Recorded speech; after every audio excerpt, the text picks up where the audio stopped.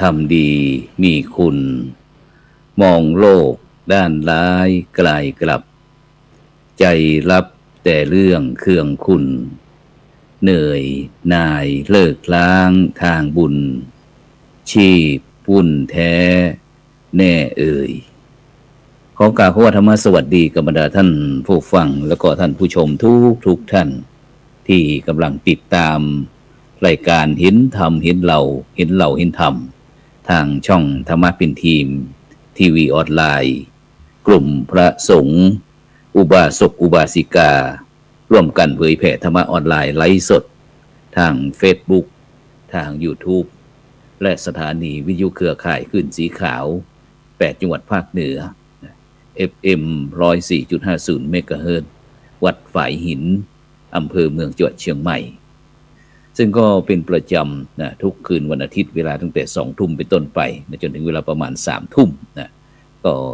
กับผมมัตตมภาพและพระครูโสพลปริยัติก็ได้นำรายการ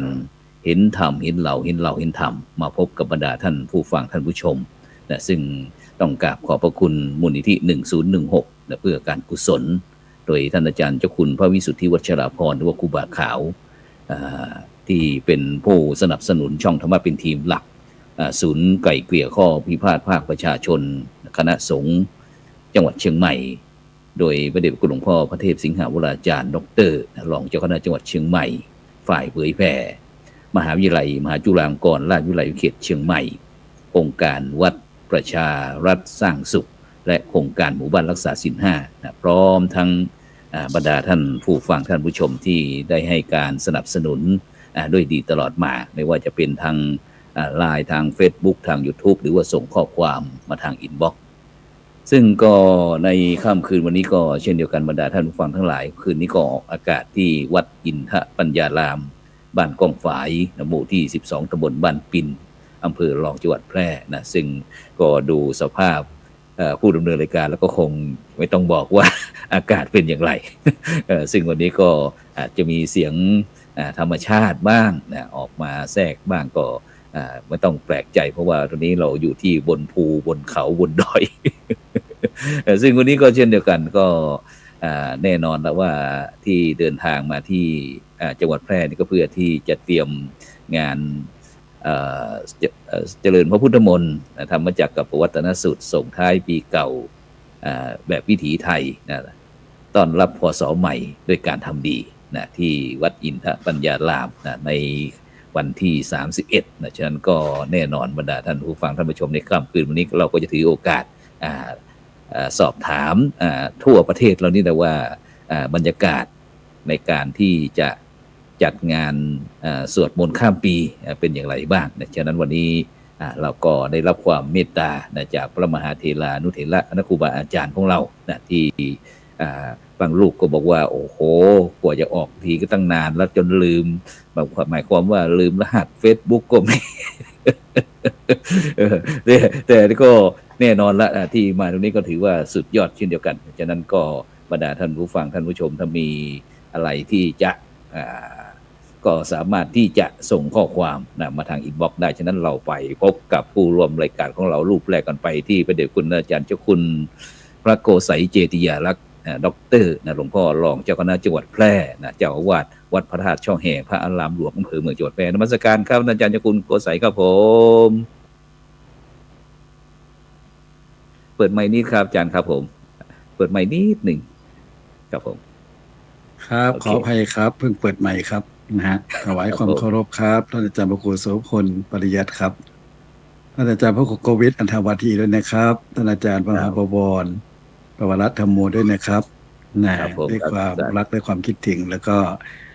นะพ่อแม่ครูบาอาจารย์ทุกรูปทุกท่านแล้วก็เจริญพรญาติโยมสาธุชนที่รับชมรายการธรรมะเป็นทีมนะตลอดเวลานะครับครับไปที่รูปที่2เลยครับไปที่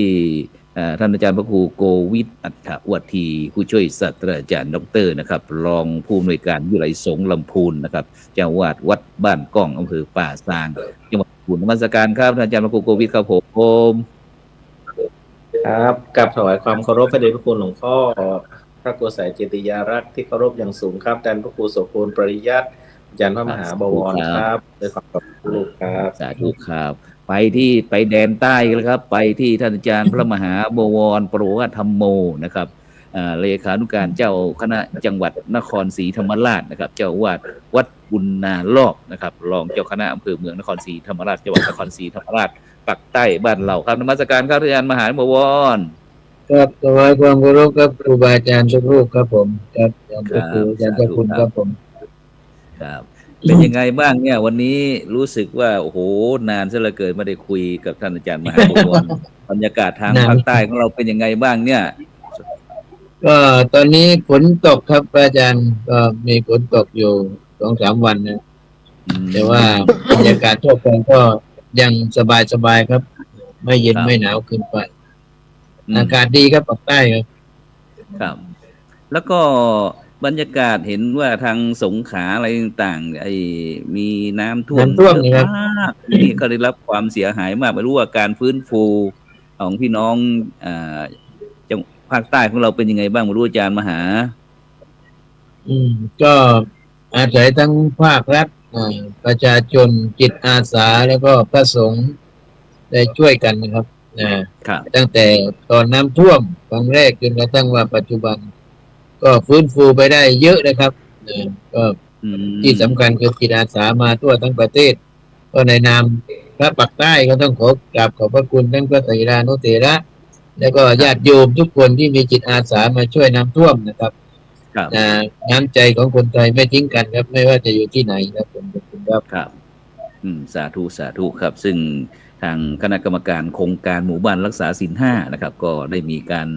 ระดมปัจจัยนะครับลงไปช่วยนะพี่น้องทางภาคใต้ด้วยนะครับโดยเฉพาะเดี๋ยวคุณหลวงพ่อพระพรหมเสนาบดีนะครับกรรมการมหาเถรสมาคมพร้อมทั้งคณะกรรมการหมู่บ้านรักษาศีล5นะครับทั่วประเทศนะครับก็ได้ร่วมด้วยช่วยกันไปทางภาคใต้ด้วยนะครับฉะนั้นก็ช่องธรรมะเป็นทีมทีวีออนไลน์ก็ขอเป็นกำลังใจให้กับพี่น้องชาวภาคใต้ทุกจังหวัดด้วยนะครับไปที่ท่านอาจารย์พระครูโกวิทอัฐวทีครับผู้ช่วยศาสตราจารย์ดร.จากลำพูนครับวันนี้ลำพูนเป็นยังไงบ้างครับบรรยากาศครับกับถวายความเคารพทุกรูปครับท่านญาติโยมที่รับฟังรายการพึ่งในส่วนของเก้ากับผมเองนะครับต่อเนื่องยาวต่อเนื่องมาหลายงานตั้งแต่การเข้าปฏิบัติวิปัสสนากรรมฐานของนิสิตระดับปริญญาตรีโทเอกของวิทยาลัยสงฆ์ลำพูนเสร็จสิ้นจากงาน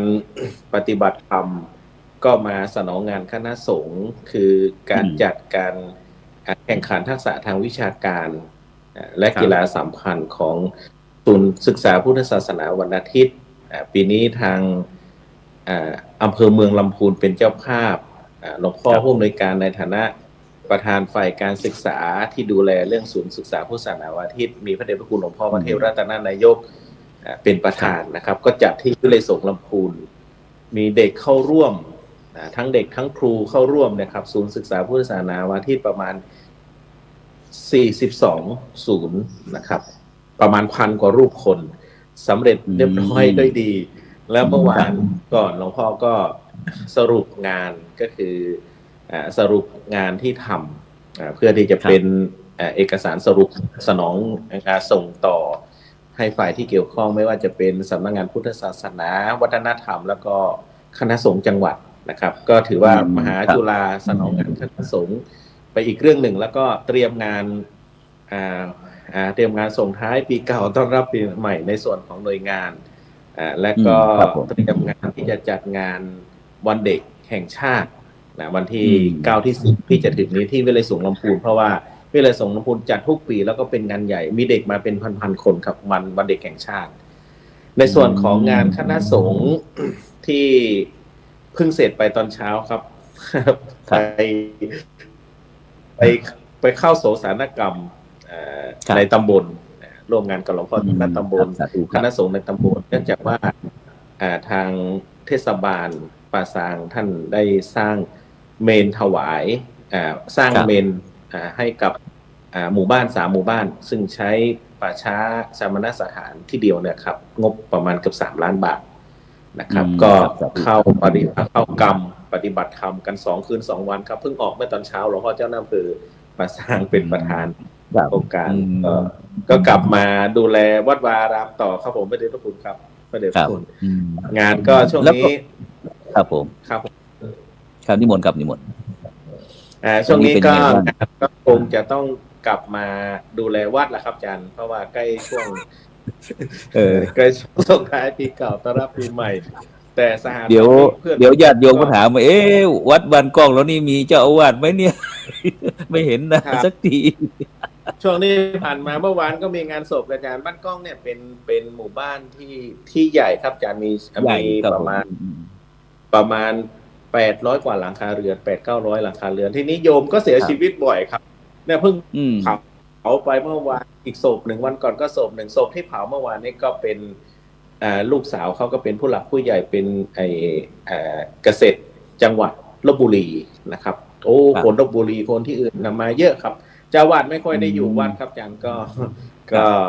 โยมก็คงจะเข้าใจอยู่เพราะว่าศาสนกิจหลายหลากหลายครับผมครับผมไหนก็คุยถึงงานศพอาจารย์ครับที่พระพุทธบาทตากผ้าครับที่งานที่จะมีงานพระราชทานเพลิงศพหลวงพ่อเจ้าคุณพระพุทธบาทเริ่มวันไหนยังไงบ้างครับพอมีกำหนดการบ้างไหมครับผมคร่าวๆนะอาจารย์เนาะคร่าวๆจะเริ่มท่านอาจารย์เจ้าคุณท่านเจ้าคุณเจ้าวาดอาจารย์เจ้าคุณวชิรภาวนาก็ปรารภกันครับวันก่อนก็มีการหล่อพระเจ้าทันใจเมื่อวันที่19ที่ผ่านมาครับหล่อพระเจ้าทันใจที่วัดพุทธบาทตักผ้าก็ไปร่วมอยู่ครับพระเดชพระคุณหลวงพ่อเจ้าคณะจังหวัดลำพูนพระเดชพระคุณหลวงพ่อเจ้าคณะจังหวัดพะเยาก็มาร่วมในคืนนั้นนะครับก็ปรารภกันว่าพระเดชพระคุณท่านเจ้าคุณท่านได้ย้ายสรีระสังขารของหลวงพ่อท่านอดีตรองเจ้าคณะจังหวัดเนี่ยไปไว้ที่ศาลาที่ศาลาที่เราฉลองครั้งที่แล้วแล้วก็ทีนี้ก็จะเริ่มออกเมนก็เริ่มที่จะดำเนินการเป็นจริงเป็นจังก็คือเริ่มกำหนดการคือประมาณที่18-19 มกราคมนี้นะครับและวันสุดท้ายก็คือวันสุดท้ายวันที่25 มกราคมพระราชทานเพลิงครับก็ออกเมนว่า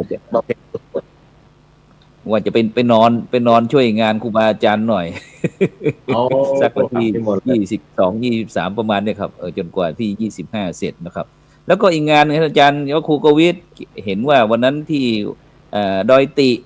เห็นว่าได้จัดงานเกี่ยวกับครูบาเจ้าศรีวิชัยครับที่เราจะได้มีการยกเป็นบุคคลสำคัญครับสืบเนื่องนิดหนึ่งครับเนื่องจากว่าคณะทำงานเรื่องของครูบาศรีวิชัยเนี่ยแบ่งไป2 ส่วนก็คือคณะทำงานนะครับตั้งโดยกระทรวงวัฒนธรรมเนี่ยเหมือนพระเดชพระคุณหลวงพ่อท่านเจ้าคุณอาจารย์เจ้าคุณโกษัยก็เป็นกรรมการนะครับทีนี้เนี่ยคณะกรรมการก็จะมีคณะทำงานที่ขับเคลื่อนงานโดยตลอดโดยการสนับสนุนงบประมาณครั้งแรกเนี่ยก็คือจากวัดพระธาตุธริพุนชัยพระเดชพระคุณหลวงพ่อพระเทพรัตนนายกเนี่ยท่านได้สนับสนุนตลอดมาช่วงหลังปี58-59เนี่ยเริ่มมีงบประมาณจากกรมการศาสนาเข้ามาในนี้คณะทำงานเนี่ยก็ขับเคลื่อนงานไปเก็บงานวิจัยที่หลวงพ่อบางไปที่ยูนนานไปที่เชียงตุงต่างๆแล้วก็หลายฝ่ายช่วยกันแต่ส่วนด้านเอกสารเนี่ยก็มีคณะทำงานประมาณสัก10 ท่านนะครับก็มีผมเป็นผู้ร่วมคณะกปชอะไรต่างๆตอนนี้เนี่ยงานเอกสารต่างๆที่จะยกย่องครูบาศรีวิชัยเนี่ยค่อนข้างที่จะไปคืบหน้าไปไกลพอสมควรแล้วนะครับตอนนี้อยู่ในการช่วงของการทำเป็นเด็กทูแล้วก็การทำวิจัยการลงพื้นที่การทำวิจัยแล้วก็ทำหนังสือต่างๆแล้วก็ทำเป็นเด็กทูครับส่วนงานที่จะเกิดขึ้นก็กราบอาราธนาหลวงพ่อท่านเจ้าคุณอาจารย์ช่วยคุณโกษัยนะครับว่าจะมีงานประชุมวิชาการระดับชาติและนานาชาติตอนนี้กำหนดแน่นอนแล้วนะเดชพระคุณครับกำหนดวันที่27-28-29 กันยายน69ครับผมอันนี้กำหนดแน่นอนแล้วว่าจะมีการประชุมวิชาการระดับชาติและนานาชาติซึ่งตอนนี้ผมในฐานะที่ได้รับมอบหมายจากหลวงพ่อผู้อำนวยการแล้วก็คณะทำงานขับเคลื่อนงานวิชาการระดับชาตินานาชาติประชุมที่วิไลสงฆ์ลำพูนแล้วก็จะจัดที่วิไลสงฆ์ลำพูนครับตอนนี้กำลัง เดินเอกสารในส่วนของมหาวิทยาลัยของมหาจุฬาเนี่ยก็เดินตามระบบเพื่อจะขออนุมัติจากสภาวิชาการสภามหาวิทยาลัยส่วนการคอนเนคกับหน่วยงานต่างๆข้างนอกในส่วนของมช.ก็จะเชื่อมไปที่มหาวิทยาลัยยูนานเชื่อมไปที่หลายส่วนงานครับที่จะต้องเชิญนักวิชาการเข้ามาเกี่ยวข้องแล้วก็ที่มหาวิทยาลัยฮัมบูร์กเยอรมันครับที่เยอรมันก็ศาสตราจารย์ดร.วอลเกอร์ก็จะเป็น keynote speaker ในงานนี้ในวันที่28กันยายนครับตอนนี้สิ่งที่คณะทำงานกำลังที่จะต้องทำก็คือเรื่องของการประชาสัมพันธ์การทำโปสเตอร์อะไรต่างๆเพื่อที่จะรองรับผลงานทางวิชาการบทความทางวิชาการที่จะนำเสนอในครั้งนี้ไม่ว่าจะเป็นงานวิชาการระดับชาติที่เป็นบทความทางภาษาไทยเรื่องของครูบาศรีวิชัยแล้วก็บทความวิชาการระดับนานาชาติครับท่านอาจารย์ครับก็เดี๋ยวทางคณะทำงานในส่วนที่เกี่ยวข้องกับคณะสงฆ์ก็คงจะได้มีหนังสือกับเรียนไปทางหลวงพ่อเจ้าคณะจังหวัดรองจังหวัดในโซนภาคเหนือแล้วก็คงจะประชาสัมพันธ์ทั่วไปซึ่งงานนี้เนี่ยล่าสุดนี้พระเดชพระคุณหลวงพ่อพระเทพรัตนนายกกับสมาคมมูลนิธิครูบาศรีวิชัยโดยติก็เอารูปเหมือนของครูบาไปถวายที่เชียงตุงอีกนะครับเพิ่งเข้าไปเมื่อเดือนที่ผ่านครับก็ทางอาจารย์ดร.ชัยลงค์ณลำพูนแล้วก็คณะทำงานของวัดโดยตินะครับก็ขับเคลื่อนงานในส่วนภาคประชาชนอยู่นะครับด้านเอกสารก็เป็นความร่วมมือของมหาวิทยาลัยไม่ว่าจะเป็นราชภัฏเชียงใหม่มหาวิทยาลัยเชียงใหม่แล้วก็วิทยาลัยสงฆ์ลำพูนแล้วก็หลายหน่วยงานครับแล้วก็ในส่วนของญาติโยมก็จะมีอาจารย์พงเทพมณัฐตรงอาจารย์บารเมศวรรณใสนะครับทีมงานที่ของวัดพระธาตุลิพุนชัยครับผมอาจารย์ครับครับผมครับไปอีกรูปนึงครับไปที่ท่านอาจารย์พระครูโพธิวีรคุณเลยครับเพิ่งผ่านมาสดๆครับนมัสการครับอาจารย์พระครูโพธิวีรคุณครับได้ยินเสียงไหมครับครับชัดเจนครับครับถวายความเคารพแด่เจ้าคุณด้วยครับผมแล้วก็อาจารย์พระครูแล้วก็อาจารย์บวรด้วยครับแล้วก็อาจารย์พระครูโสพลปริยัตินะครับครับสาธุครับเข้าได้ครับลืมรหัสตัวเองจากจังหวัด101จังหวัดภาคอีสานครับเป็นยังไงบ้างบรรยากาศทางภาคอีสานตอนนี้อากาศก็ร้อนๆหนาวๆครับก็เดี๋ยวก่อนถามว่าร้อนๆหนาวๆนี่หมายถึงว่าอยู่ใกล้ทางศรีสะเกษทางอุบลอะไรแถวนั้นใช่ไหมตอนนี้ปอดบุรีรัมย์หรือเปล่าแถวชายแดนนั่นใช่ไหมของ101ก็ห่างอยู่ปลอดภัยดีครับเพราะว่าระยะห่างของกระสุนนี่ไม่ถึงครับผมแต่ก็มีไปช่วยเหลือกันแล้วก็ทางญาติโยมเขาก็เข้ามาใน101ก็หลายพันคนอยู่นะครับเพราะว่า101เองก็จะมีญาติอยู่ทาง4จังหวัดชายแดนอีสานนะครับก็จะเข้ามาพักที่บ้านญาติอะไรต่างๆกันนะครับแต่ถ้าไปดูหน้างานก็คึกคักดูดีครับเพราะว่าอย่างวันช่วงอาทิตย์ก่อนนั้นก็ในส่วนของมูลนิธิสังฆะเพื่อสังคมอีสานล่างบนก็ไปเยี่ยมแถวอำเภอกุขัน450แล้วก็ไปเยี่ยมที่อำเภอไผ่บึงอันนั้นก็วัดที่ไผ่บึงในวัดศิริยมพุทธารามเนี่ย900คนนะครับที่อยู่ในวัดแต่วัดอื่นก็100กว่า200แล้วแต่นะครับเป็นศูนย์พักพิงศูนย์ช่วยเหลือผู้อพยพ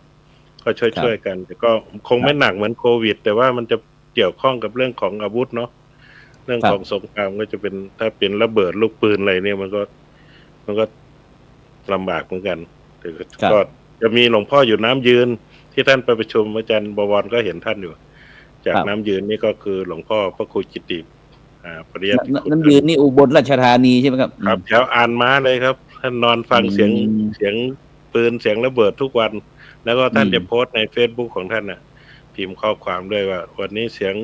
ดังมากน้อยแค่ไหนรายงานทุกวันนะครับที่อยู่ในพื้นที่แต่ตอนนี้ก็คงจะสงบขึ้นนะครับเนาะครับก็เห็นหยุดยิงกันแต่ว่าดูไปก่อนครับดูไปก่อนเพราะว่าเมื่อก่อนก็หยุดไปข้างนึงแล้วแต่ก็ยังมีอยู่จากนั้นรายการแล้วก็ขอถวายกำลังใจนะครับคณะครูบาอาจารย์ที่ได้เป็นธุระเป็นภาระนะครับเกี่ยวกับพี่น้องประชาชนที่ได้ใช้วัด เป็นศูนย์พักพิงอะไรต่างๆนะครับที่คอยอำนวยความสะดวกนะครับครับโอเคครับแต่ก็ดีอย่างหนึ่งว่ามันไม่เหมือนโควิดนะเป็นเรื่องโรคภัยแต่ว่าเรื่องของการอพยพมาเนี่ยก็พี่น้องก็ปกติครับก็มาให้กำลังใจกันอะไรต่างๆได้ก็ได้สามารถที่จะคุยสนทนาแลกเปลี่ยนอะไรกันได้นะครับเพราะว่ามันเป็นคนละโลกนะครับน้องนี่นะครับครับย้อนมาที่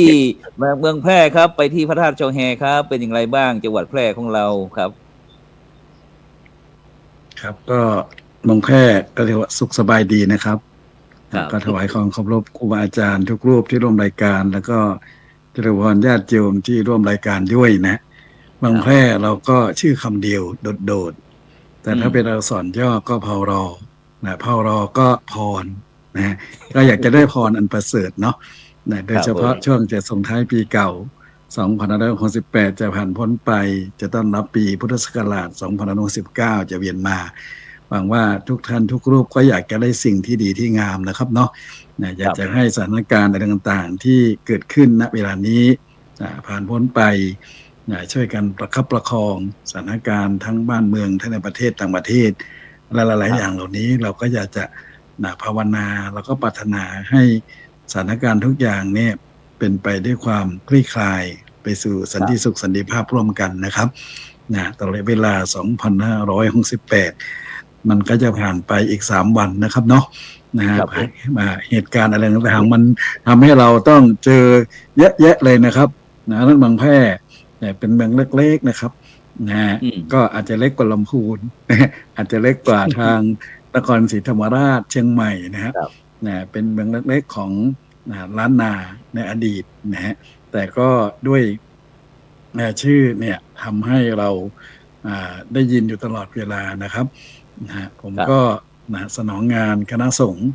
ในพื้นที่ที่เรารับภาระธุระนะครับรับภาระธุระกันก็พยายามเต็มที่เท่าที่เราจะทำได้ตามบริบทของเรานะครับก็ร่วมงานกันทุกภาคีเครือข่ายนั้นสถานการณ์ที่เมืองแพร่ของเราก็อบอุ่นดีนะครับคณะสงฆ์เราก็ร่วมด้วยช่วยกันนะฮะแล้วก็ร่วมกับงานของชุมชนและสังคมต่างๆให้เกิดความเรียบร้อยนะไม่ให้มีปัญหาอุปสรรคอะไรต่างๆเข้ามากับความขวางกั้นกันนะครับในรายการของธรรมะเป็นทีมเนี่ยท่านอาจารย์พระครูโสพลปริยัติเนี่ยท่านเข้มแข็งเหลือเกินนะฮะออกรายการทุกวันเนี่ยผมยังทำไม่ได้นะครับผมบอกตามตรงนะวันนี้เนี่ยที่เข้ามาเนี่ยไม่ได้เข้ามาด้วยตัวเองนะครับใช้ลูกศิษย์เข้ามาด้วยเป็นคนทำให้นะครับเกือบลืมนะครับที่ก็เป็นพระสวดมนต์ก็เกือบลืมนานแล้วใช่ไหมครับนานเกินไปใช่ไหมครับนานนะฮะโอ้โหโทรเข้ามาเนี่ยปกติผมไม่ค่อยได้รับโทรศัพท์ใครเนี่ยวันนี้เนี่ยโทรเข้ามาปุ๊บรับทันทีเลยเนี่ยแสดงว่าใจคิดถึงกันนะครับวันนี้ร่วมรายการทางภาคเหนือทางภาคอีสานทางภาคใต้ตอนที่เกิดสถานการณ์น้ำท่วมที่สงขลาเราก็ส่งใจไปถึงพี่น้องประชาชนชาวภาคใต้ทางสงขลาด้วยนะครับท่านอาจารย์บวรนะครับเราชาวเหนือเราก็คิดถึงทุกภาคทุกวัยทุกภูมิภาคของประเทศภาคอีสานก็ทั้งอุบลทั้งศรีสะเกษทั้งบุรีรัมย์เราก็คิดถึงนะปรารถนาส่งใจอยากจะให้สถานการณ์ทุกอย่างมันคลี่คลายไปสู่สันติสุขสันติภาพร่วมกันที่จริงเราไม่ได้อยากจะให้เกิดขึ้นนะในเหตุการณ์ในปรากฏการณ์ไม่ว่าจะเป็นสงคราม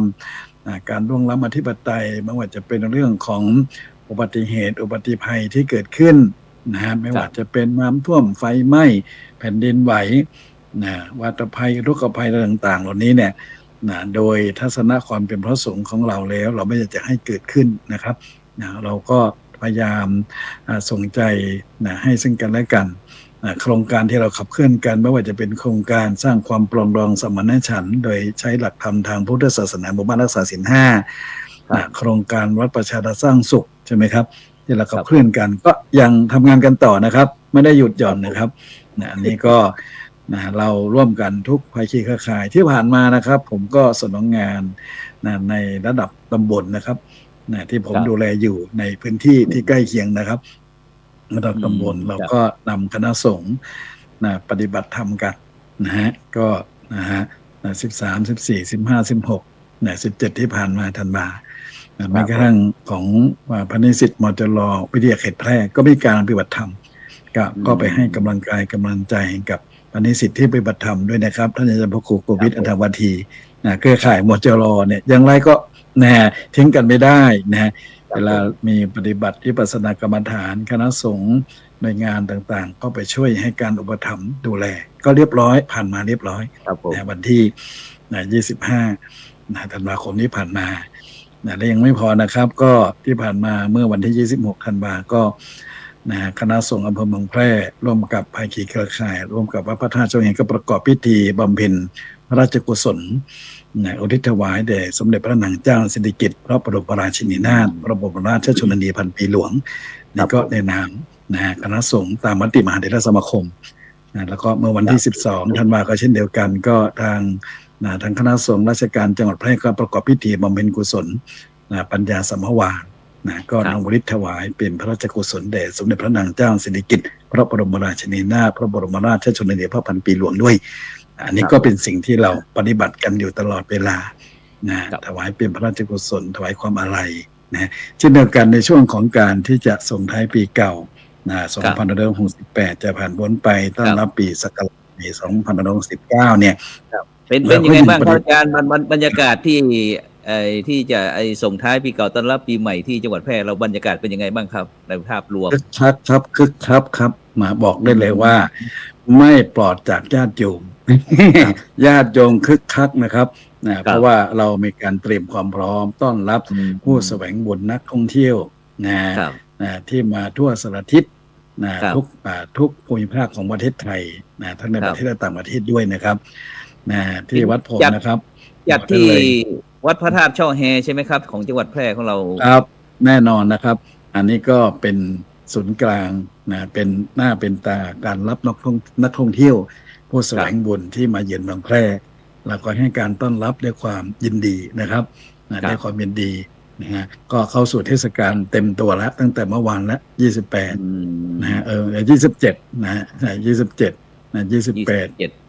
28279 วันนะครับจนถึงวันที่4มกราคมนะครับก็ญาติโยมมาไม่ขาดนะครับมาเมืองแพร่ก็ไปน่านบ้างไปพะเยาเชียงรายบ้างไปลำปางลำพูนเชียงใหม่บ้างไม่ว่าจะเป็นขาขึ้นไม่ว่าจะเป็นขาล่องมาก็เตรียมความพร้อมต้อนรับทั่วสารทิศที่จังหวัดแพร่นี้เราจะจัดที่ไหนบ้างครับเชิญชวนไปมาร่วมกันหน่อยจริงๆก็ตามที่กระทรวงวัฒนธรรมโดยกรมการศาสนาแล้วก็สำนักงานพระพุทธศาสนาแห่งชาติก็ยึดถือวัดพระอารามหลวง2วัดเป็นหลักก่อนก็คือวัดพระบาทมิ่งเมืองวรวิหารกับวัดพระธาตุช่อแฮพระอารามหลวง2วัดนี้เป็นหลักนอกนั้นก็วัดประจำอำเภอของหลวงพ่อเจ้าคณะอำเภอเป็นหลักวัดหล่อเจ้าคณะอำเภอด้วยหรือวัดไหนที่มีความพร้อมในการจะจัดสวดมนต์ข้ามปีเสริมสิริมงคลทั่วไทยแล้วก็ถวายพระราชกุศลส่งท้ายปีเก่าต้อนรับศักราชใหม่2569เนี่ยถือว่าเราก็ไปบัตรตามมติมหาเถรสมาคมด้วยแต่โดยความเป็นจริงแล้วนะครับในส่วนตัวของผมเนี่ยผมทำมาก่อนทำมาก่อนที่จะมีมติมส.ทำมาก่อนที่จะมีรัฐบาลจะประกาศเชิญชวนในการสวดมนต์ข้ามเดือนข้ามปีด้วยนะครับผมมาก่อนนะเรื่องเหล่านี้เพราะผมทำมาก่อนผมรู้ดีว่าผมอยู่ตรงนี้ผมต้องทำอะไรทำเป็นปกติมันเป็นเรื่องจิตวิญญาณเป็นปกติของผมนะครับคนไม่มาที่วัดพระธาตุช่อแฮนั้นก็คือเรื่องผิดปกติแต่ถ้ามาแล้วอย่างล้นหลามเป็นเรื่องปกติที่ผมต้อนรับอยู่ตลอดเวลาและทุกท่านทุกคนก็มาเมืองแพร่มาแพร่ก็ไปน่านก็ไปพะเยาไปเชียงรายไม่ว่าจะเป็นขาขึ้นขากลับก็ต้องมาแวะที่เมืองแพร่นะครับเป็นประตูสู่ล้านนานะครับก็จัดกิจกรรมพร้อมสมบูรณ์ตอนนี้ก็ยังเตรียมความพร้อมกันอยู่ทุกจุดที่วัดพระธาตุช่อแฮนะครับวันนี้เนี่ยจนถึงวันที่2ถึงวันที่2ที่3ถ้าพูดถึงแล้วณเวลานี้เราพร้อมแล้ว27ธันวา2568จนถึงวันที่4มกราคม2569นะครับวันนี้เนี่ยก็ได้บำเพ็ญกุศลอันยิ่งใหญ่ในนามมูลนิธิโรงพยาบาลหนองม่วงไส่นะครับผมเป็นประธานมูลนิธิโรงพยาบาลหนองม่วงไส่ร่วมกับโรงพยาบาลหนองม่วงไส่แล้วก็วัดพระธาตุช่อแฮพระอารามหลวงร่วมกับภาคีเครือข่ายในการจัดทอดผ้าป่าเพื่อนำทุนปัจจัยไปซื้อรถฉุกเฉินและอุปกรณ์ทางการแพทย์ ให้กับโรงพยาบาลหนองเมืองไข่นะครับอันนี้ถือว่าเป็นงานบำเพ็ญสาธารณประโยชน์สาธารณสงเคราะห์ร่วมกับภาคีเครือข่ายก็ทำงานกันในด้านสาธารณสงเคราะห์นะฮะช่วยเหลือเกื้อกูลซึ่งกันและกันนะก็ได้ทำบุญกันไปในวันนี้นะครับครับ สาธุครับผมไปที่ทางภาคใต้บ้างครับอาจารย์มหาบวรครับบรรยากาศกิจกรรมที่เจริญพุทธมนต์ส่งท้ายปีเก่าปีใหม่ของภาคใต้เราเป็นยังไงบ้างครับบรรยากาศก็ตอนนี้ก็จัดเตรียมกันครับทุกวัดแล้วก็เมื่อวันที่24ที่ผ่านมานี่สำนักงานพระพุทธศาสนาจังหวัดนครศรีธรรมราชก็ได้รับประทานน้ำพระพุทธมนต์นะครับจากสมเด็จพระสังฆราชมาประถวายกับคณะสงฆ์ในจังหวัดนครศรีธรรมราชนะครับเพื่อที่จะได้นำไปเจริญพระพุทธมนต์แล้วก็ไปประพรมให้กับญาติโยมที่มาร่วมพิธีสำหรับจังหวัดนครศรีธรรมราชสถานที่ที่เป็นส่วนกลางก็ที่วัดพระมหาธาตุนะครับพระธาตุเมืองนครก็ถือว่าเป็นศูนย์รวมใจของชาวภาคใต้ชาวนครศรีธรรมราชนะครับก็จะมีพิธีใหญ่นะครับแล้วก็พิธีทั่วไปก็คือแต่ละวัดนะครับเช่นวัดบุญนารอบนี่ก็ทำทุกปีนะครับเพราะว่าโครงการนี้ก็เป็นโครงการที่ดำเนินการมาตั้งแต่สมัยครั้งหลวงพ่อเจ้าคุณสมเด็จพระพุทธาจารย์เกี่ยวกับเสนามหาเถระในครั้งนั้นนะครับก็จะมีการสวดมนต์ข้ามปีกันมาตลอดนะครับดังนั้นก็เมื่อมาลงมาอยู่ภาคใต้ก็ได้นำแนวทางแล้วก็นำญาติโยมไหว้พระสวดมนต์เจริญจิตภาวนาศีวนาธรรมนะครับก็เป็นสิริมงคลในช่วงส่งท้ายปีเก่าต้อนรับปีใหม่ตอนเช้าปีใหม่ก็รับบิณฑบาตญาติโยมก็จะทำบุญตักบาตรที่ใกล้วัดนะครับมีทั้งหมดใน5-6 ซอยก็เดินตามหมู่บ้านตามซอยนะครับไม่ว่าจะเป็นซอยนายเลื่อนซอยประชาสามัคคีซอยสุสินซอยวัดซอยบุญนารอบซอยปิยชาติญาติโยมเนี่ยก็จะเตรียมตักบาตรก็ดีหน่อยนะครับปีใหม่นี้ได้รับของบิณฑบาตแล้วก็มีโครงการสาธารณสงเคราะห์ก็จะไปเยี่ยมผู้ป่วยติดเตียงนะครับเนี่ยได้อาศัยช่วงนี้แหละครับไปเยี่ยมผู้ป่วยติดเตียงก็มาม่าปลากระป๋องที่รับบิณฑบาตนะครับแล้วอีกส่วนหนึ่งก็ไปเป็นของขวัญวันเด็กนะครับเตรียมพร้อมไว้แจกเด็กๆในวันที่10วันเด็กแห่งชาติปีนี้ด้วยนะครับเพราะที่วัดกับชุมชนนี่ก็จะมีการจัดกิจกรรมวันเด็กด้วยนะครับเด็กๆก็มากันเป็นหลายร้อยนะครับมาสนุกสนานกันที่วัดนะครับ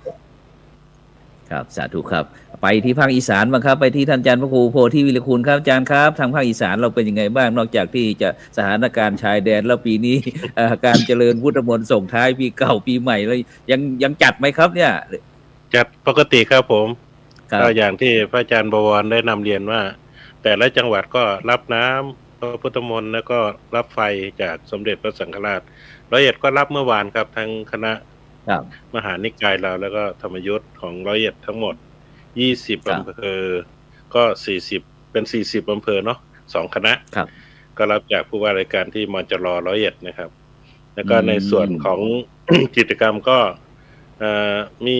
สวดมนต์อยู่ทุกวัดนะครับทางจังหวัด101เขาจะเน้นว่าให้สวดแล้วก็ให้ผู้นำชุมชนได้เข้าไปร่วมกิจกรรมวัดใกล้บ้านแล้วก็ตอนนี้มันยุคออนไลน์นะครับรายงานผลมีคนเข้าไปร่วมกิจกรรมเท่าไหร่หรือบางวัดก็อาจจะมีการจับฉลากญาติโยมเพื่อสร้างสีสันก่อนปีใหม่อะไรเนี่ยก็แล้วแต่ละวัดทำในส่วนของมูลนิธิสังฆะเพื่อสังคมเราก็มีการแถลงการไปแล้วนะครับตอนที่ประชุมที่ลพบุรีเรื่องของการสวดมนต์แล้วก็เรื่องของการจัดกิจกรรมต่างๆในทั่วทุกภาคของประเทศไทยเราแล้วก็กิจกรรมก็มีเหมือนกันคล้ายๆกันก็คือหลังจากนั้นก็เป็นปีใหม่ก็มีการตักบาตรถนนสายวัฒนธรรมแล้วก็รวบรวมจตุปัจจัยช่วยเหลือผู้ป่วยแล้วก็วันเด็กก็เหมือนกันที่นี่ก็จัดมา31ปีเนี่ยครับปีหน้าเนี่ยสาธุก็มีไม่เยอะหรอกพระอาจารย์มีมาประมาณไม่ถึง 3,000 ประมาณ1,000-2,000คือวันเด็กก็จะจัดให้เด็กก็คือเสาร์ที่2ของเดือนมกราคมของทุกปีครับแล้วก็จะมีช่วงหนึ่งก็ช่วงนู่นแหละสงกรานต์ก็จะเป็นผู้สูงอายุแต่ก็จะเป็นกิจกรรมต่อเนื่องอย่างที่บอกเลยครับว่าบางทีเราจัดกิจกรรมนี้ก็ส่งผลแล้วที่ผ่านมาเมื่อ 2-3 วันก่อนนั้นก็มีการอบรมเกี่ยวกับเฟกนิวก็คืออีสานเฟกนิวเนี่ยเขาก็มีกิจกรรมมาร่วมกันในการอบรมในการข่าวปลอมข่าวเท็จข่าวลวงอะไรต่างมันเยอะก็พระเจ้าพระสงฆ์บ้างแล้วก็เครือข่ายพวกผู้นำชุมชนมาใช้วัดของเราเนี่ยอบรมเพื่อจะได้ตรวจสอบข่าวเพราะว่าตอนนี้มันเหตุการณ์หลายอย่างเนาะทั้งชายแดนบ้างทั้งเรื่องของการอุบัติเหตุอะไรต่างๆเยอะแยะก็มีทั้งคนดีคนไม่ดีคนดีก็เสนอข่าวที่สร้างสรรค์ไปเดี๋ยวนี้คนชอบสร้างคอนเทนต์ชอบทำอะไรแปลกๆเยอะก็มาเช็คดูว่าไหนเท็จอันไหนลวงจะได้ช่วยกันทั้งพระเจ้าพระสงฆ์ทั้งญาติโยมก็จะทำให้ การอยู่ร่วมกันด้วยความสุขนะครับอย่างที่อาจารย์เจ้าคุณว่าก็คือเรื่องของศีลห้าบ้างเรื่องประชารัฐสร้างสุขบ้างแล้วก็กิจกรรมที่เกี่ยวข้องกับการปฏิบัติธรรมของมจร ของร้อยเอ็ดก็พึ่งผ่านไปนะครับที่วัดของอาจารย์ต้อมนะครับท่านอุปถัมภ์วัดป่าสุขวัฒน์นั่นก็เป็นกิจกรรมที่ได้ทำในชุมชนแล้วเมื่อวานนี้ก็ประชุมเรื่องการแก้ไขความยากจนต่างๆก็โครงการร่วมกับภาคีเครือข่ายที่ทำแล้วเรื่องการตรวจสุขภาพพระสงฆ์นะครับก็จะมีขับเคลื่อนกันในช่วงของแต่ละอำเภอก็มีการตรวจคัดกรองในการเรื่องของมีเครื่องอัลตราซาวด์ลงตรวจพระสงฆ์รายละเอียดเจ็บต่างๆก็ส่งเสริมเรื่องธรรมนูญสุภาพพระสงฆ์แล้วนะครับก็ขับเคลื่อนไปทั้งสวดมนต์ก็ปกติครับเพราะว่าก็อยากให้ทุกคนได้เข้าไปสวดมนต์เพราะว่าเป็นการเซฟชีวิตด้วยก็ดีนะครับเพราะว่าตอนนี้ปกติแล้วช่วงเนี่ยวันที่29 30 31เนี่ยมันจะมีเสียงเพลงเสียงกลองเสียงดนตรีแห่เสียงอะไรเยอะแยะนะแต่เครื่องดนตรีปีนี้เงียบดีแต่ว่าโยมก็เริ่มจะดูว่าอะไรมันควรไม่ควรในช่วงเทศกาลปีใหม่คนรักชีวิตขึ้นเยอะตั้งแต่มีเหตุการณ์ไม่สงบในอีสานล่างเลยคนก็ห่วงชีวิตมากขึ้นครับฉะนั้นก็หมายความว่าทางภาคอีสานเราก็พร้อมนะครับการสวดมนต์ข้ามปีนี่ครับนะพร้อมครับสาธุครับผมไปที่ลำพูนเชียงใหม่ครับอาจารย์พระครูโกวิทครับเป็นยังไงบ้างบรรยากาศพี่น้องประชาชนทั้งเชียงใหม่ทั้งลำพูนมีความตื่นเต้นกันหรือเปล่าเนี่ยโดยปกติการส่งท้ายปีเก่านะครับมันเป็นช่วงของการหยุดหลายวันนะครับอาจารย์เนาะถ้านักท่องเที่ยวต่างก็ทยอยเดินทางอย่างเช่นทางเชียงใหม่เนี่ยก็จะมีแหล่งท่องเที่ยวเยอะไม่ว่าจะเป็นโดยท่านโนนหรือที่อื่นๆเนี่ยญาติโยมหลายท่านสหธรรมิกหลายท่านที่เดินทางท่านก็โอ้ช่วงนี้รถติดเยอะมากคนมาทางภาคเหนือเยอะนะครับในส่วนของการเตรียมความพร้อมเนี่ยผมเชื่อว่า วัดที่เป็นพระอารามหลวงเนี่ยซึ่งเป็นศูนย์กลางของจังหวัดไม่ว่าจะเป็นที่เชียงใหม่หรือที่ลำพูนเนี่ยก็คงจะมีญาติโยมเยอะที่ลำพูนเนี่ยก็มีวัดพระธาตุลิพุนชัยกับวัดพุทธบาทตากผ้าซึ่งทุกปีก็จะมีญาติโยมไปสวดมนต์ข้ามปีเยอะในส่วนของแต่ละอำเภอเนี่ยวัดของหลวงพ่อเจ้าอำเภอก็ดีหลวงพ่อตำบลก็ดีหรืออย่างเช่นวัดที่ผมอยู่เนี่ยก็พาญาติโยมในชุมชนนะครับได้สวดมนต์ผมก็จะเริ่มประมาณสัก2 ทุ่ม 3 ทุ่มนะครับอาจารย์ก็จะเริ่มสวดมนต์ไหว้พระก่อนจนถึงเที่ยงคืนเที่ยงตีหนึ่งเที่ยงครึ่งในคืนนั้นนะครับแล้วก็ข้ามมาอีกวันคือวันที่1 มกราคมเนี่ยก็เป็นประเพณีปฏิบัติที่วัดอยู่แล้วก็คือญาติโยมจะมาทำบุญปีใหม่แล้วก็บ้านทางเหนือเรียกว่าตาลข้าวใหม่ตาลข้าวใหม่ครับว่ามันก็จะตรงกับช่วงของเดือน4 เพ็งพอดี4 เพ็งก็จะเป็น15 ค่ำมันจะเป็นวันที่3 มกรานะครับก็ใกล้เคียงกันแต่ที่วัดก็จะยึดถือทุกวันที่1ญาติโยมก็เดินทางมาจากต่างจังหวัดที่เป็นลูกเป็นหลานครอบครัวไปอยู่ต่างจังหวัดก็ถือโอกาสมาพบญาติพบมิตรพบเพื่อนพบฝูงในช่วงของวันที่30 31ที่1ที่2นะครับอาจารย์ก็ เป็นสิ่งที่ดีครับอาจารย์การสวดมนต์ ครับ สวดมนต์ข้ามปีเนี่ย ครับ ถือว่าเป็นสิ่งที่คณะสงฆ์เนี่ยได้พาญาติโยมเข้าวัดสวดมนต์ ครับ นะไม่เพียงแต่เฉพาะในเมืองครับอาจารย์ ครับ รอบนอก ฉะนั้น เนี่ย ถือ แม้แต่ โอกาสยิงคำถามเลยครับอาจารย์ครับคำถามเราจะถวายประมาณสักรูปละ3 นาทีครับ ผมยิงคำถามเลยนะครับ ว่าเปลี่ยนพศใหม่เปลี่ยนอะไรดีครับผม เป็นกำลังใจญาติโยม เปลี่ยนพอเปลี่ยนจริง ๆ มันเปลี่ยนสิ่งที่สำคัญที่สุดเปลี่ยนชีวิตนะครับอาจารย์เปลี่ยนชีวิตเปลี่ยนวิถีที่เราเป็นอยู่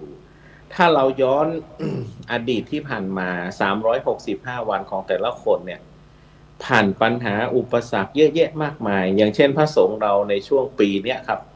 ถือว่าเป็นวิกฤตของคณะสงฆ์เหมือนกัน หลายเรื่องหลายราวที่เข้ามาสู่ชีวิตวงการคณะสงฆ์ก็ดี แม้แต่ประเทศไทยเราเนี่ยครับหรือสังคมโลกเนี่ยมีแต่เรื่องร้ายๆเกิดขึ้นเยอะแยะมากมาย ผมคิดว่าสิ่งที่สำคัญที่สุดเนี่ยก็คือการกลับมาสู่ตัวตนที่แท้จริงของแต่ละท่านแต่ละคนโดยมีสติ โดยใช้วัดเป็นศูนย์กลางใช้พุทธศาสนาเป็นศูนย์กลาง แล้วก็พระสงฆ์องค์เจ้าที่เป็นเจ้าอาวาสพระสังฆาธิการหรือผู้นำสงฆ์เนี่ยเป็นผู้ที่นำญาติโยมให้สติญาติโยมกลับมาสู่วิถีที่เป็นปกติของชีวิตโดยการอาศัยการสวดมนต์ข้ามปีนี่แหละเป็นการเริ่มต้นปีใหม่เพราะการสวดมนต์ข้ามปีเนี่ยมันเป็นการลดความเสี่ยงหลายๆอย่างนะครับเสี่ยงทั้งชีวิตเสี่ยงเรื่องสุขภาพเสี่ยงการเดินทางเสี่ยงอะไรหลายๆอย่างเมื่อความเสี่ยงต่างๆมันไม่เกิดขึ้นแล้วเนี่ยครับก็จะทำให้วิถีชีวิตของญาติโยมดีขึ้นไม่ว่าจะเป็นสุขภาพทางจิตใจทางกายก็ดีหรือการได้อยู่ร่วมกันกับครอบครัวในสังคมแล้วก็ให้สติญาติโยมในการดำเนินชีวิตต่อไปครับเพราะว่าเราไม่รู้ว่าอนาคตมันจะเกิดอะไรขึ้นอีกในโลกที่เราเป็นอยู่ปัจจุบันนะครับดังนั้นเนี่ยการไม่ประมาทในการดำเนินชีวิตของแต่ละท่านจึงเป็นเรื่องที่สำคัญผมคิดว่าญาติโยมเองก็คงตระหนักหลายท่านเขียนในเฟซในไลน์ในอะไรต่างๆเราจะสังเกตเห็นว่าอยากจะให้ผ่านพ้นปีธันวาปี68ไปจังเลยบางคนก็คือ ผ่านวิกฤตชีวิตมาค่อนข้างจะหนักอาจารย์คือเราต้องเข้าใจญาติโยมหรือแม้แต่ตัวเราเองนะครับเรื่องของสุขภาพเรื่องอะไรต่างๆเราก็อยากจะให้ผ่านพ้นสิ่งที่มันเจอวิกฤตเหล่านี้ผ่านไปแล้วก็เริ่มต้นปีใหม่ได้พรได้สิ่งที่ดีในชีวิตได้อะไรต่างๆให้ชีวิตมันเจริญรุ่งเรืองครับอาจารย์ก็หวังว่าปีเก่าผ่านไปก็คงจะไม่มีเรื่องร้ายๆเกิดขึ้นเหมือนปีที่ผ่านมาปีใหม่ๆเข้ามาก็อยากเห็นบ้านเมืองประเทศชาติบ้านเมืองที่เราอยู่นะครับหลวงพ่อครูบาอาจารย์พระเจ้าพระสงฆ์ญาติโยมอยู่ดีมีสุขกันก็คาดหวังว่าอย่างนั้นครับก็เป็นจุดหนึ่งเล็กๆในสังคมในชุมชนครับผมครับสาธุครับไปที่ท่านอาจารย์มหาบวรครับไปภาคใต้ครับเปลี่ยนพศใหม่เปลี่ยนอะไรดีครับอาจารย์มหา เปลี่ยนพศใหม่เปลี่ยนนิสัยหรือยัง ว่าเปลี่ยนพศใหม่นะเปลี่ยนนิสัยหรือยังครับช่วยขยายหน่อยปรับปรุงเปลี่ยนแปลงพฤติกรรมแนวทางปฏิบัติในการดำรงชีวิตเพราะว่าการเวลาที่ผ่านพ้นไปมันก็นำกลับคืนมาไม่ได้เลยครับอาจารย์นะก็พยายามที่จะให้อยู่กับปัจจุบันให้ดีที่สุดแล้วก็ทำวันนี้ให้ดีที่สุดนะอะไรที่จะทำได้ทั้งคณะสงฆ์ทั้งญาติโยมเนี่ยก็เรียกว่าทำประโยชน์ตนประโยชน์สังคมประโยชน์ประเทศชาติประโยชน์พระศาสนาและที่สำคัญก็ให้เราทุกคนเนี่ยรู้รักสามัคคีเนี่ยเป็นพี่เป็นน้องรักกันเหมือนพี่ดีกันเหมือนน้องปรองดองกันเหมือนญาติเหมือนกับเวลาเกิดเหตุเพศภัยอะไรต่างๆนะเหมือนตอนนี้ที่เกิดสงครามที่ชายแดนเนี่ยก็จากปากใต้ก็ไปกันเยอะนะครับบางคนบางท่านก็ไปให้กำลังใจเอานำของไปให้นะดังนั้นที่ไหนเดือดร้อนเนี่ยก็ช่วยกันน้ำใจของคนไทยอยู่ที่ไหนก็ไม่ทอดทิ้งกันนะครับนะก็ให้รักกันให้สามัคคีกันแล้วก็ช่วยเหลือเกื้อกูลกันเป็นสังคมที่น่าอยู่แล้วก็เราอยู่ภาคใต้ก็เป็นสังคมพหุวัฒนธรรมนะทุกศาสนาก็อยู่กันได้ นะก็อย่าได้โกรธเกลียดกันครับ อย่าได้ทำร้ายทำลายกันครับอยู่กันไม่เท่าไรแล้วครับนะครับแรงตายไอ้ชวนพี่น้องงั้นเจริญพุทธมนต์ข้ามปีหน่อยแรงตายหน่อยก็เจริญพรญาติโยมนะอยู่ตรงไหนก็ชวนมนต์ข้ามปีอยู่วัดเขบานก็ไปชวนมนต์ข้ามปีกันไปทำบุญตรงตายปีเขาต้อนรับปีใหม่กันดีว่าไปกินเหล้าดีว่าไปซิ่งไปเที่ยวเฮฮาปาร์ตี้นะโยมนะก็ไปวัดไปว่าไหว้พระสวดมนต์เพื่อจะเป็นสิริมงคลกับชีวิตนะเดี๋ยวว่าตรงตายปีเก่าดีต้อนรับปีใหม่ชีวิตมันก็จะดีอย่าได้ประมาทนะโยมก็ให้ทุกคนทุกท่านมีความสุขมีชีวิตรอดไปจนกระทั่งว่าสิ้นปี2569แล้วอันนี้ก็กว้างญาติโยมทุกคนนะครับจะเดินบนสาธุครับความรู้เรียนครับอาจารย์พระครูโพธิวิทยคุณครับเปลี่ยนพศใหม่เปลี่ยนอะไรดีถ้าได้ใส่ว่าวภาษาอีสานจักหน่อยแน่เปลี่ยนพศใหม่ก็ยึดถือในพระรัตนตรัยคือเก่ารักษาศีล5คือเก่าแล้วก็ที่สิเปลี่ยนก็คือพระเจ้าเอิ้นไม้เซตติทัศนคติให้คิดบวกหลายๆก็คือจะมองคนเบิ่งคนก็อย่าสับไปเบิ่งทางลบก็มองในเชิงบวกแล้วก็ในการรักษาสุขภาพก็คือตอนนี้โรคภัยไข้เจ็บมีหลายแทรกแซงเข้ามาเฮาก็เบิ่งดูแลสุขภาพโดยเฉพาะพระสงฆ์เพราะว่าพระสงฆ์นี่ญาติโยมกลับมาจากกรุงเทพจากต่างจังหวัดมาขอศีลขอพรถ้าพระเจ้าพระสงฆ์สุขภาพบ่ดีก็จักเสียวจังให้โยมเลยนะก็ต้องรักษาสุขภาพนำแล้วก็พัฒนาเจ้าของในการที่อันใดขาดเหลือต่างๆก็พัฒนาให้มันเติมเต็มโดยมีศีลมีธรรมแล้วก็มีพระพุทธพระธรรมเป็นที่พึ่งที่ระลึกที่เคารพนับถือนี่แหละครับแล้วก็ในการที่เฮาจัดการเรื่องวัดประชารัฐสร้างสุขก็เป็นแนวทางในการพัฒนาสังคมให้น่าอยู่แล้วก็ทั้งเรื่องของเครื่องดื่มแอลกอฮอล์เรื่องของอบายมุขเพราะว่าบางเทื่อหนทางแห่งความเสื่อมนี่เฮ็ดให้ญาติโยมคณะสงฆ์เองก็มีความลำบากในการที่สิคล่องโตอยู่ในสังคมแล้วภาษาอีสานก็คือว่าปีใหม่เปลี่ยนพศเปลี่ยนหยังแล้วก็ให้พี่น้องอยู่ดีมีแห้งอยู่เย็นเป็นสุขนะครับภายใต้ร่มเงาพุทธศาสนาครับผมครับสาธุครับไปทางเหนือบ้างครับอู้เมืองได้ก่อนท่านอาจารย์เจ้าคุณโอ้ได้ครับนิมนต์เลยครับคนเมืองอยู่แล้วครับวันนี้ประจากเมืองบ่ได้เมืองแป้ด้วยนะครับนะเมืองแป้ครับช่วยพิจรายการช่วยวันนี้ถวายเลยปริยัติกับเป็นคนเมืองแป้เมืองร้องเหมือนกันดูก็อู้เมืองกันก็ได้ดูเนี่ยจริงๆแล้ววันนี้เขาก็อู้เมืองกันได้นะเพราะว่าไทยบอกว่าเมืองอีสานปากใต้ก็อู้ฟังกันฮู้เรื่องกันหมดเนาะเพราะฉะนั้นก็เปิ้นอู้กันว่าเป็นพศใหม่เปลี่ยนใจแล้วยังไม่จะไปเปลี่ยนหัวใจนี่หัวใจก็เหมือนเดิมแต่หัวใจก็เป็นหัวใจที่ดีที่งามเป็นหัวใจที่ได้รับการเปลี่ยนแปลงเอ็กเช่นอยู่ตลอดเวลารีเซ็ตไมน์เซ็ตอยู่ตลอดเวลาเหมือนนั้นอาจารย์พระครูโพธิวิรคุณว่ามีไมน์เซ็ตคิดบวกคิดบวกไว้ก่อนนี่นะคนเฮาเนี่ยมันตึงมีวิบากกรรมเวรนี่มันจะมีมาตลอดติดสอยให้ตามมาตลอดวิบากกรรมเวรตาลจะหาไปหาเจ้ากรรมในเวรนี่ถนัดนักเลยสังกตานติดตาลมาติว่าพระธาตุเจ้าแห่นี่ตึงบทจิป้นตาลไปหาไผ่ตาลไปหาเจ้ากรรมในเวรเตบพุทธเทวดาปู่เถนเนี่ยเถนป่อเกิดแม่เกิดสรรพสัตว์ทั้งหลายอันเนี้ยเพราะฉะนั้นก็ขอบอกให้มีเจ้ากรรมในเวรมาเบียดเบียนมันเป็นวิบากกรรมมันเป็นภาพลวงตาบ่ได้ไปหลงละเลิง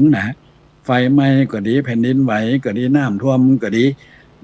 ตึกถล่มก็ดีสงครามก็ดีถึงวันนี้ผมมองว่าสงครามที่เกิดล่วงละเมิดกันระหว่างเมืองไทยกับเขมรนี่ภาพลวงตาบ่ได้ไปหลงละเลิงนึก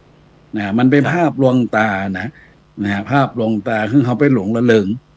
ให้จริงมันเป็นละครฉากหนึ่งที่กำลังเล่นละครให้ชาวโลกไปหลงไหล กับการต่อสู้ล่วงละเมิดอธิปไตยเพราะเกิดจากความโลภความโกรธและความหลงเพราะฉะนั้นเขาต้องตัดไฟ3ไฟนี้ให้ได้ไฟ3กองนี่ราคะคิโทสะคิโมหะคิให้ได้แล้วก็ต้องมีพรหมวิหาร4ประการก็คือมีเมตตามีกรุณามีมุทิตาและอุเบกขานี่เรียกว่าเป็นธรรมของพรหมฉะนั้นเขาจะอยู่ด้วยกันอย่างสันติสุขสันติภาพใดก็ต้องมีพรหมวิหารธรรม4ประการนี่นั่นก็คือเมตตาความรักรักในยามปกติสงสารก็อินดูสงสารตัวบุคคลที่ได้รับความทุกข์ความยากความบ่สบายกายบ่สบายใจและมุทิตายินดีเมื่อผู้อื่นได้ดีแล้วก็อุเบกขาวางใจเป็นกลางบ่ไปซ้ำเติมเหมือนตอนนี้จึงเข้าไปซ้ำเติมตึกสตงติปทลมกะแผ่นดินไหวกะน้ำท่วมที่สงขลาซ้ำเติมอีกแล้วก็คือซ้ำเติมสงคราม2ประเทศอีกไหนก็นับถือพุทธเหมือนกันเขมรก็นับถือพระพุทธศาสนาประเทศไทยก็นับถือพระพุทธศาสนาและจะเอาพุทธศาสนานี่มาทำสงครามกันอีกมันคงว่าใจกะผมหันแล้วผมสลดใจนะที่จะเอาพระเจ้าพระสงฆ์ไปทำสงครามใส่ซึ่งกันและกันนี่ฉะนั้นในฐานะเป็นชาวพุทธด้วยกันเนี่ยบ่ควรจะไปส่งเสริมให้มีการทำสงครามไปทำละเมิดเพราะฉะนั้นวิบากกรรมเวรเนี่ยต้องตัดไฟราคะคิไฟโทสะคิไฟโมหะคิในบทของอธิตปริยยสูตรสำคัญที่สุดเลยที่พุทธองค์ได้ตัดสอนให้กับชดิน3พี่น้องเพราะฉะนั้นเป็นไปได้นะครับ2569นี่เนี่ยจะได้ถึงจะทำให้ตัดไฟ3กองนี้ให้ลดลงไปโลภโกรธหลงนะครับนี่คือสำคัญที่สุดแล้วก็คือมีเมตตากรุณามุทิตาและอุเบกขาเชื่อว่าจะต้องนำไปสู่ความสันติสุขสันติภาพสุขกายสุขใจสุขภาพร่างกายสมบูรณ์แข็งแรงและก็ได้เป็นที่ฮักของคนและเทวดาทั้งหลายอยู่ไปใจอยู่นี้มีสุขอัญมันขอนยืนนั่นจุงจะมีเตียงแต่ดีหลีเตอสาธุครับวันนี้ต้องกราบขอบพระคุณครับท่านอาจารย์เจ้าคุณพระโกษัยเจติยรักษ์ดรนะครับหลวงพ่อรองเจ้าคณะจังหวัดแปร่นะครับเจ้าวาดวัดพระธาตุเจ้าแฮท่านอาจารย์พระครูโพธิวีรคุณนะครับหลวงพ่อเจ้าคณะอำเภอปทุมราชนะครับจากจังหวัด101นะครับแดนถิ่นอีสานของเฮาแล้วก็ท่านอาจารย์พระมหาบวรปรวัติธรรมโมนะครับเจ้าอาวาสวัดบุญนรอบนะครับเลขานุการเจ้าคณะจังหวัดนครศรีธรรมราชนะครับรองเจ้าคณะอำเภอเมืองนครศรีธรรมราชแล้วก็ท่านอาจารย์พระครูเลื่อนแล้วครับเลื่อนแล้วเจ้าคณะอำเภอเฉลิมพระเกียรติครับเปลี่ยนไปแล้วเฉลิมพระเกียรติใช่ไหมครับสาธุครับท่านอาจารย์พระครูโควิทย์อัฏฐวาทีนะครับรองศาสตราจารย์ดรนะครับผู้รองผู้อำนวยการวิทยาลัยสงฆ์ลำพูนพร้อมถึงบรรดาท่านผู้ฟังท่านผู้ชมทุกท่านนะครับที่ได้ร่วมเป็นกำลังอกกำลังใจฉะนั้นก็อย่าลืมเด้อนะท่านร่วมกิจกรรมสวดมนต์ส่งท้ายปีเก่าแบบวิถีไทยต้อนรับปีใหม่แบบวิถีพุทธของเฮาแล้วก็ทำหน้าที่ของหมู่เฮาแล้วก็ทุกเจ้ารายการธรรมะรับอรุณเวลา 7:00 นถึง 7:00 นก็จะพบกับคณะครูบาอาจารย์เฮาทั่วประเทศเกินชั่วโมงต่ออันฉะนั้นก็สำหรับว่าคืนนี้ก็รับฝันดีมีเงินใจไร้โลคาพยาธิบ่เจ็บบ่จวดร่ำรวยทุกผู้ทุกคนสำหรับในค่ำวันนี้ขอกล่าวครับว่าสาธุจบด้วยปีเก่าสวัสดีปีใหม่เนอะแฮปปี้นิวเยียร์โชคดีทุกรูปครับผมครับอาจารย์ทุกรูปครับผมสาธุครับผมสวัสดีปีใหม่เช่นกันครับผม